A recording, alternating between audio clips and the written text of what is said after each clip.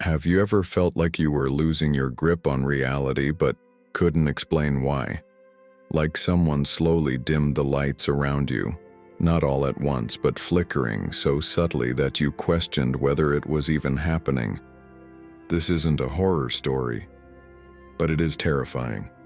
You remember things clearly, a conversation, a promise, a look, and yet when you bring it up, they say it never happened. Or that you're being dramatic, overthinking, too sensitive. You start to doubt yourself, little by little. Maybe I misunderstood. Maybe I'm overreacting. Maybe I am the problem. But what if you're not? What if this confusion, this self-doubt, this subtle erosion of your confidence is not a coincidence? What if it's a pattern, a method, a trap? At first it felt warm, safe, loving. They listened, supported you, made you feel like the most important person in the world. But then something shifted. Not overnight. Slowly. Your opinions began to feel like mistakes. Your feelings became irritants. The same person who once adored you now seems annoyed by your very existence. And yet, you stay. Because somewhere deep inside, you believe that maybe it's your fault, that if you just tried harder, they'd love you the way they used to. That's the lie. That's the trap. And it has a name: gaslighting. Gaslighting is one of the most insidious forms of emotional manipulation.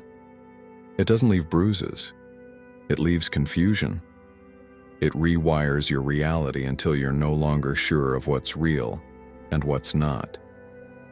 In her groundbreaking book, The Gaslight Effect, Dr. Robin Stern defines gaslighting as a form of emotional abuse where the manipulator makes you question your sanity, perception, and memories so they can gain control. It often begins with small dismissals. That never happened. You're imagining things. You're just being paranoid.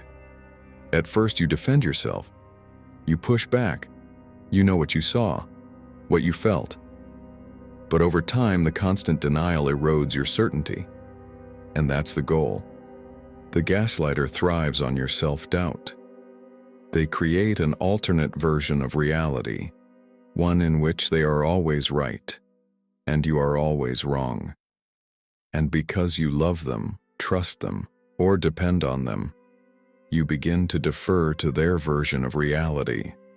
This happens in relationships, in families, in friendships, even in workplaces. It can look like a partner who insists you're cheating just because you didn't text back fast enough, or a boss who constantly rewrites what they asked you to do, and then blames you for not following instructions, or a parent who tells you your childhood was wonderful, while you're still processing the trauma. Gaslighting isn't just lies, it's strategic distortion. It isolates you, not just from others, but from yourself, from your own thoughts, from your own feelings, from your own truth. You begin to rely on the gaslighter to tell you what's real. That's the danger. Dr. Stern outlines 3 stages of the gaslight effect. 1. Disbelief. You question their behavior, but you assume they don't mean harm. Maybe they're just tired, stressed, misunderstood. 2nd defense. You try to prove your point. You gather evidence. You replay conversations. You argue, not to win, but to make them see. 3rd depression. You stop fighting. You begin to believe their version of events. You feel helpless, number lost. This progression is subtle and dangerous. But how do you know if it's happening to you? Ask yourself, do you constantly second-guess yourself? Do you apologize even when you've done nothing wrong?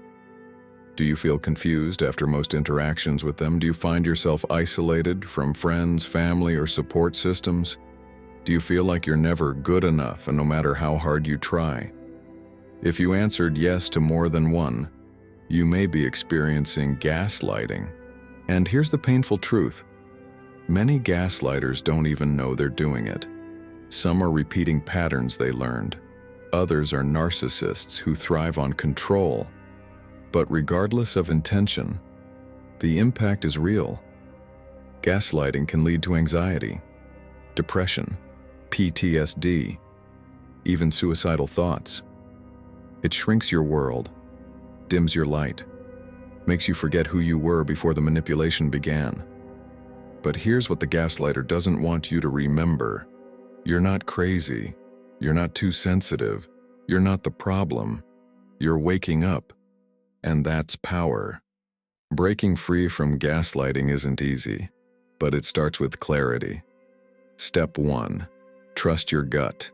If something feels off, it probably is. You don't need permission to believe your own experiences. Step 2. Document. Write down conversations. Keep screenshots. Not to obsess, but to ground yourself in truth when your memory is being questioned. Step 3.